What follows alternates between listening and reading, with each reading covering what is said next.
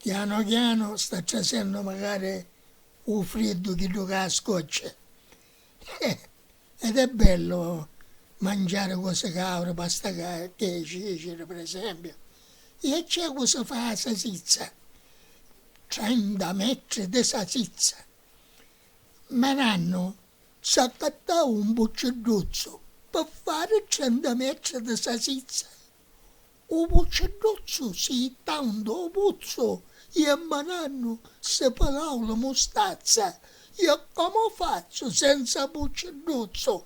E come faccio? Mi pelo la mostazza.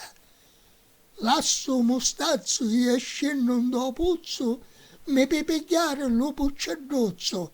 Piglio una scala, scendo da puzzo e con una corda attacco lo bucciarduzzo.